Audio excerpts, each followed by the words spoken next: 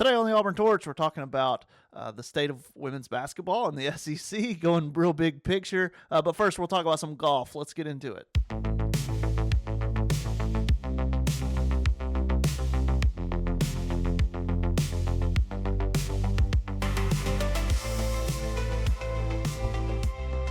just tried to start recording and lifted this mic arm all the way out of its holster up. PlayStation controller just went to the ground. Never mind that. It is Wednesday, March 25th. As you're listening, if you can keep a secret, I'm recording this a night in advance. Wednesday, March 25th. Yesterday, let's talk about new tennis rankings, and we'll talk about the Auburn men's and women's golf teams and how they fared. Tonight, you do have Auburn softball playing, and then today you do have the very beginning of the NCAA men's swimming and diving championships. And, of course, over on the Auburn Observer, check out all of Ferg's coverage of men's basketball in the got to be the quarterfinals of the NIT now, right? 32-16-8, yeah, quarterfinals. I remember who they're playing. Oh, yeah, Nevada. So, yeah, it's not quite as late of a tip-off. Still 8 o'clock. Yeah. So, anyway, yesterday, the highlight would be Auburn men's golf finishing second at the Valspar Collegiate. I noticed this, if you're watching on video, noticed on the live scoring here, it's in Palm City, Florida, hosted by the University of Houston. What? Interesting. Texas Tech ended up winning it at 45 under. Auburn in second place, 6 strokes back at 39 under. In third was Texas at 34 under, and at fourth, Arkansas at 33 under. So Auburn did beat all of the SEC teams in the field. Auburn's Caden Pope finished in a tie for third, just 2 strokes off the lead. And Jackson Coyven finished in a tie for 10th. Let me tell you something. Let me do some wild. Can I do some wild speculation real quick about Texas Tech? So, first of all, if you're watching on video, here's Auburn's finish. What an incredible back nine! Holy cow! Look at the red. Look at the blood. All of these birdies. I mean, all right, 1, 2, 3, 4, 5, 6. 9, 12, 13, 15 birdies on the back nine between 4 players. No, just kidding. More. 15 birdies and an eagle. So how about that on the back nine between 4 players? Pretty impressive. But look, and if you're watching on video again, Texas Tech, man, they just birdied. And I gotta say, man, this looks like a long course. Again, I am not an avid golfer. I don't play. I never had a swing when I was in like Dixie League, so I always thought I would be terrible, so I've never even really tried. It looks like a really long course. I mean, here hole 5 is 637 yard par 5. And, 13 is 529, 15 is 539, and I mean 13 Tech is birdieing all day long. And I'm telling you, all the long holes, they're birdieing. And, hey, man, when I was out in West Texas, I mean, the courses out there were flat and long. And if you were good, it's because you drove the ball, because you hit bombs, right? And I wonder if this was, it's in Florida, but Palm City, Florida. But I wonder if this is kind of a Texas course, and a lot of these guys, I don't know. I could look at their roster, and none of these guys even be from the state of Texas. But it's where they would practice. Connor Graham, the most Texas Tech name. Like, you're telling me that's not a Texas Tech quarterback from the last 15 years? Connor Graham? That means surely. Auburn, and I do want to point out here, Jake Albert. That's the freshman. Hole 6, round 3, 301 yard par 4. Eagle. So he had to hold that one out from a ways away, right? Would love to have seen video of that or figured out how that happened. So second place finish for Auburn. I did say on the last podcast that Texas Tech was hot on their heels. Indeed they were. In the first round, Auburn 20 under, Texas Tech 11 under. In the second round, after round 2, Auburn still won, but in that round, Auburn only shot 10 under, and Texas Tech had shot 17 under. And it was more of the same in the third round. Texas Tech 17 under again, and Auburn 9 under. Auburn women's golf did not go as well. They finished 10th. They were not happy about. I would assume. Haven't talked to anyone. You can't imagine they were happy. Well, I'm basing it off of a statement that I got from Melissa Llewellyn, which disappointed with the 2 high rounds. But this whole tournament's over par. But even relative to the lead, Stanford ended up winning this thing at 8 over. Auburn ended up at 36 over.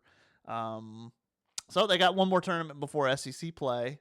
So we'll see. I noticed that Houston logo up on the scoreboard again if you're watching, and then here on the Charles Schwab regular collegiate, not intercollegiate, intracollegiate, Charles Schwab women's collegiate invitational. They have a logo here, and I'm like, whose logo is this? And it's this like panther on a horseshoe, and it's a broken horseshoe. And then I remembered that Llewellyn was talking about that horrible horseshoe. So they have a logo. This whole tournament's about that horrible horseshoe stretch of 3 holes. They got a horseshoe that's like broken, an unlucky horseshoe. Anyway, so yeah, women's golf. One more tournament with Georgia State, and then they'll be headed to SECs. But they still got to think of themselves. They're number 6 in the country. They got to think of themselves as contenders for the SEC championship. They just got to play. Starting tomorrow through Sunday, tennis is at home every single day. Auburn women's tennis moved up to number 2 in the ITA rankings, which is very interesting because they lost, right? So I kind of posted on Twitter like they won the other weekend and moved down from 3 to 4. You lose and you move up to number 2, which is crazy. The algorithm, as you see, Georgia is still number 1. If you missed it, haven't been tuned in, Auburn and Georgia played a battle of number 1s over the weekend and at Georgia. So Auburn was on the road, but got beat. Couldn't keep up. Lost the doubles point and didn't really seem to have much of a chance, especially after that in singles. Auburn's 24-2. Both of those losses came to Georgia. But you can see somewhere along the line, Texas A&M and Ohio State lost actual points within this algorithm. So Georgia's number 1 at 82.97 in this algorithm. The points in this algorithm, which has whatever factors going into it. Auburn's second with 74.11, and then A&M has 70.85. And if I go back, obviously some Pepperdine and Ohio State are the ones that went down. So strange. Auburn gained some by losing. So strange algorithm. I think maybe some of Auburn's non-conference opponents rolled off of it, and Georgia rolled onto it as far as like difficulty. Whatever. But anyway, I believe the women are playing here. I can read it out to you. The women are playing on Thursday against Mississippi State, Saturday against Alabama, and then on Friday the men are playing LSU, and on Sunday the men are playing South Carolina. So you have tennis every single day at Yarborough. So if you're outside and you're like, wow, this weather is so lovely, maybe I should go to Yarborough Tennis Center and check it out. Equestrian on Friday. Here is the bracket. Auburn faces Texas A&M on Friday in the first semifinal. It's a team bracket. Auburn faces Texas A&M in the first semifinal at 3 p.m. That is a Texas A&M team that Auburn walloped, took down. That's what I put on the ticker. Walloped, beat down very recently, 15-4 at the beginning of March. So obviously A&M will want revenge, and Auburn should go in pretty confident. And then on the other side of the semifinal, South Carolina is actually the number 2 seed, and Georgia is the number 3 seed. The winners will face in the SEC Championship at 11 a.m. Central on Saturday. So we'll see about that, and maybe I think we'll be learning a lot more. Keep following. We'll be learning a lot more about that later on this week. I did leave this tab open so I wouldn't forget about it. But Curry getting hired, the Alabama women's basketball coach getting hired to South Florida, raised some eyebrows, and I looked into it. I was like, oh, well, maybe her contract was just no. They actually signed an extension last summer for like 5 years. It was at like $700,000, and I mean, Alabama should be able to do better than that, right? I mean, and I mean in the SEC, and I even South Florida might be able to do better than that. I mean, everyone will speculate. Everyone will say, I don't know what. Well, they don't have the NIL or don't have the whatever, don't have the rev share or whatever. Does South Florida have that? I don't know.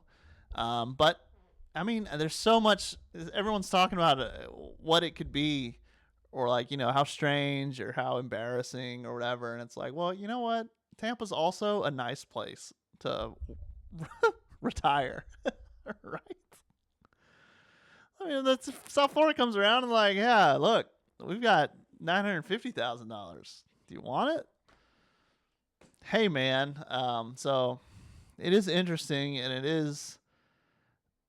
I don't know. I think women's basketball in the SEC is in such a weird place, and like, like is South Carolina.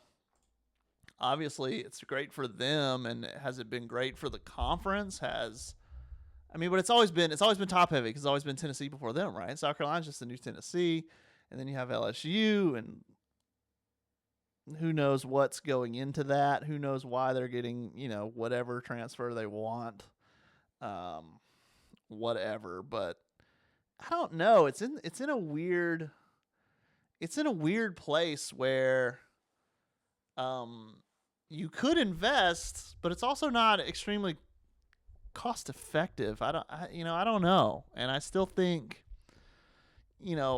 for Alabama, for schools like Alabama and Auburn, I mean, the first thing you got to do, and the biggest, it's one of the things where if you just had an incredible student section home field advantage, that's priceless. That's more important than, the rev share or anything else. And it's also attainable, and that's also free if people can just make up their minds that they want to make that happen. And I don't know, man. I don't know. I wonder if the SEC is going to continue to be haves and have-nots to the point of walking away from it. Like, oh, well, never going to beat LSU or South Carolina, so whatever. And LSU's evidently willing to invest more than any of these other schools are willing to invest. So until my school is willing to invest that monetarily, I don't know, man. I don't know. And because Alabama was pretty good, they were under 500 in the SEC. I don't see how there was any hot seat possibility there. I could see how you're like, well, why? Why am I fighting this uphill battle, right? And then Texas, obviously Texas. Didn't even mention Texas and Vic Schaefer and what they've got going on. And Texas, they've probably found these funds in their couch cushion, right? So I don't know, man. It's just weird. And if you have thoughts, I'd be interested. It doesn't really apply to Auburn, but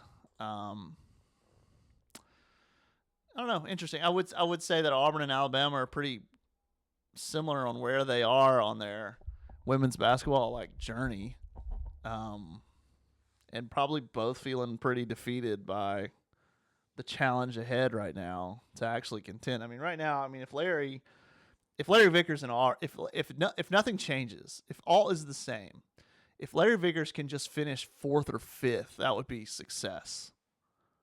I mean, because what are you supposed to do? Texas, South Carolina, LSU, what are you supposed to do? Right? What are you supposed to do? Finish 4th. That's what you're supposed to do. Right? Right? Until there's money, until there's, big crowds. I don't know. It'll just, for Auburn in particular, I think it'll just take incremental progress. It'll take climbing the ladder slowly but surely, bringing more fans in slowly but surely. That's just difficult. It's difficult. And long road ahead for Larry and for everyone involved and whoever this new Alabama coach is going to be. Just an interesting kind of state of where things are. And you know what? Maybe it's always been that way. You looked at the women's tournament, and UConn's blasting somebody 70-10 at halftime. I think it was Syracuse, whatever it was, 65-19 at halftime or whatever. And you look at Pat Summitt and obviously Gino Auriemma. Maybe women's basketball has always been about the haves and the have-nots, and maybe it always will be. And if you're gonna be stuck in that battle, maybe you should do it in Tampa, Florida. Maybe she's right. I don't know. Anyway, that was that soapbox. Let me get out of here. Listen, I really don't. There's not much swimming activity from Auburn's perspective today. We will take another look at that tomorrow, and and then we'll look at the weekend ahead, which is a lot of tennis plus equestrian. Softball at home against Missouri, though. And volleyball's got a little scrimmage at home. Looks like it's at Watson Fieldhouse, not Neville. So, but anyway, all right, let me get out of here, and we will see you for Thursday's episode. And until then, everyone, just take care.